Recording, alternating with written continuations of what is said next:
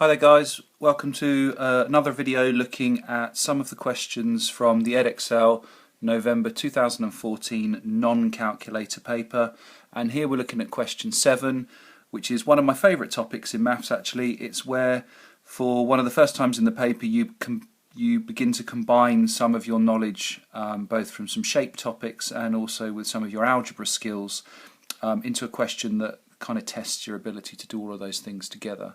So what we've got here is the diagram shows the plan of a floor. So we've got some of the dimensions given. I would imagine some of the other dimensions we're going to have to work out. But quite noticeably here, which I'd imagine is going to be really important, one of the dimensions has been given in terms of an algebraic term rather than actually a numeric value. It does tell us that the area of the floor is 138 meters squared, and then from that we've got to kind of work backwards to work out what the length of x will have been. So the question is all about area, and we can remember from our shape studies that area is the space inside a 2D shape, and there's particular shapes that you need to know and be familiar with for your GCSE, and one of those is the area of a rectangle. And so we've got two choices here with this shape. It's what's known as a compound shape. It's been made from other rectangles. One way you would have been taught to do this is possibly to cut the shape here. So you've got a rectangle on the left and a rectangle on the right, or possibly cut it here and have a larger, longer rectangle at the top here and a smaller rectangle at the bottom.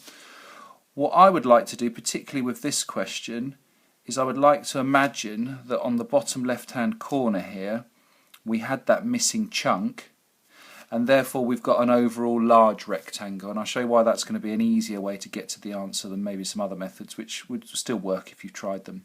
So let's try and find the area of the large rectangle. Now, area of a rectangle is the base times the height, and let's have a look at those dimensions in this diagram here. So we know that the base, or this dimension here, is 15 meters. And then this would be the height dimension, which isn't clearly given, but we could work it out from other information in the question. So we know this portion of the height here is 8. We know this portion is 3, and if we transferred those both across, they would make this total altogether, so 8 plus 3. So that's going to be an 11 meter dimension.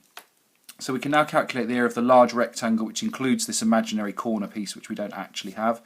And that's going to be 15 meters multiplied by 11 meters, which is 165 meters squared. So that gives us the area of the entire rectangle, including the corner that we don't actually have. Now we're told that this portion here, so the bit of the diagram that is given, is equal to 138. So what I can now do is I can take the area of the whole thing, which includes this corner, and I could subtract from it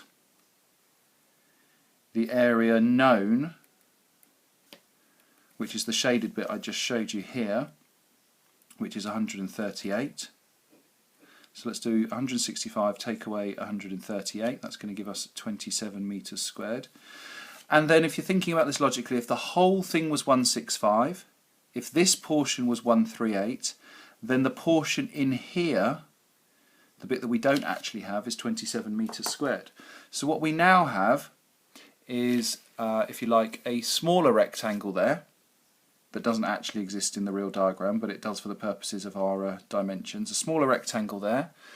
This dimension is x, this dimension is 3, and the area is 27. Now to find area, as we've just discussed a minute ago, it's this dimension here, which is x, multiplied by this dimension here, so x times 3, or algebraically we would say that as 3x, and we know that it's equal to 27. So 3 times x is equal to 27. Now we can solve this.